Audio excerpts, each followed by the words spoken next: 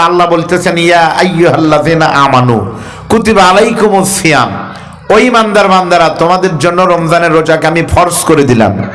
রোজা মানে হলো সারাদিন না খেয়ে থাকা। আচ্ছা, কোনো মানুষ কাউকে ভালোবাসলে কি না খেয়ে রাখে? তাহলে আল্লাহ যদি আমাদের ভালোই বাসবে তাহলে না খেয়ে থাকতে কেন বললো? এর ভিতরে বোঝা যায় না খেয়ে থাকলেই উপকার আছে। ঠিক না ভাই? ঠিক বলেন। উপকার কি? উপকার হলো আল্লাহর জান্নাত সরাসরি, আলহামদুলিল্লাহ। আর দুনিয়াতে উপকার কি আমি বিজ্ঞান দিয়ে বোঝাবো, আপনারা একটু 2 মিনিট খেয়াল করেন কোরআনটা কি। আমরা না খেয়ে থাকি তার নাম হলো সিয়াম, রোজা।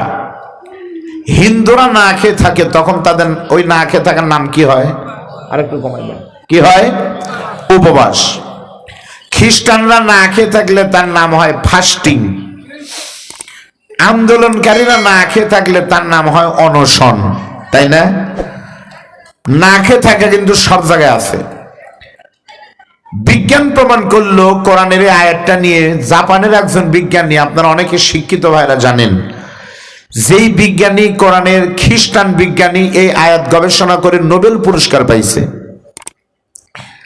ওই বিজ্ঞানী প্রমাণ করলেন যে আল্লাহ কেন বললেন তোমরা না খেয়ে থাকো। তখন উনি প্রমাণ করলেন, কেন বললেন এর পিছনে কারণ আছে না নাই। উনি দেখলেন যে মানুষের শরীরে 2 ধরনের কোষ থাকে। 2 ধরনের। কয় ধরনের?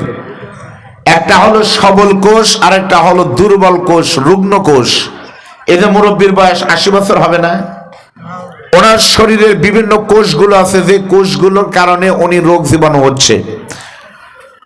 কোন মানুষ যখন রমজান মাসে না খেয়ে থাকে তখন ওনার দুর্বল কোষ যেগুলো থাকে, ওই দুর্বল কোষ মানে হলো রোগ, আর সবল কোষ মানে হলো স্বাস্থ্য ভালো। এক মাস যখন আমরা না খেয়ে থাকি তখন সবল যুবক কোষগুলো তখন না খেয়ে থাকলে খাবার পায় না। আমি যদি না খেয়ে থাকি, ভাত না খাই, তাহলে শরীরের কোষগুলো কি খাবার পাবে? পায় না। তখন তারা না খেয়ে থাকার কারণে ছটফট করতে থাকে শরীরের কোষগুলো।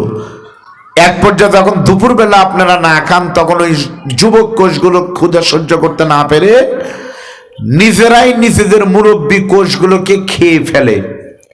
বিজ্ঞান তার নাম দিয়েছে অটোফজি।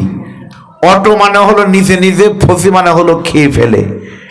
বিজ্ঞান প্রমাণ করেছে কোন মানুষ যদি মুসলমান হওয়ার দরকার নাই, খ্রিস্টানও হয়, মুসলমানদের কোরআন মেনে 1 মাস রোজা থাকে, উপবাস থাকে, ফাস্টিং করে, ওই মানুষের শরীরের সমস্ত রুগ্ন কোষগুলোকে, যুবক কোষগুলোকে খেয়ে 1 মাসের ভিতরে সমস্ত অসুস্থ কোষ সাফ হয়ে যাবে। এর মাধ্যমে ওই মানুষটি কমপক্ষে 75টি মরণ ব্যাধি, ক্যান্সার সহ সকল রোগ থেকে 1 মাসের ভিতরে আবার মুক্তি পাবে। বলেন আল্লাহু আকবার। এর নাম হলো কোরআন। মানলেই জান্নাত। এই যে লোকগুলো বাহিরে ঘুরতেছে, ওদের ভিতরে আপনাদের ভিতরে পার্থক্য কি? ওই লোকগুলো ওখানে ঘুরলে পারে, ওখানে মারা গেলে কোথায় যাবে আল্লাহই ভালো জানে। আর এখানে যদি আপনি মারা যান এখানে, তাহলে অবশ্যই আপনি আল্লাহর জান্নাতের ভিতরে যাবেন। কারণ আপনি পাগলও যদি হন, বরের সাথে গেলে কিন্তু আপনার নাম হয় কিন্তু বরযাত্রী। যতই অপরাধ করেন তারপরে কিন্তু বরযাত্রী কোনে পক্ষে কিছুই বলে না। কেন?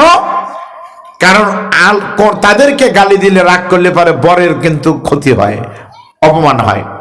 এই জন্য আপনারা এসেছেন আল্লাহর মেহমান হয়ে। মাত্র আর 1-2 দিন পরে জান্নাতের নিয়ামত শুরু হবে। তার আগে আমি আপনাদেরকে আমলের নিয়তে একটি আলোচনা করতে চাই। আল্লাহ যেন রোজা শুরু হওয়ার আগেই আল্লাহ আমাদেরকে সমস্ত গুনাহ থেকে মাফ করে জান্নাতি করে যেন আমরা প্রথম রোজা পড়তে পারি। বলেন আল্লাহুম্মা আমিন।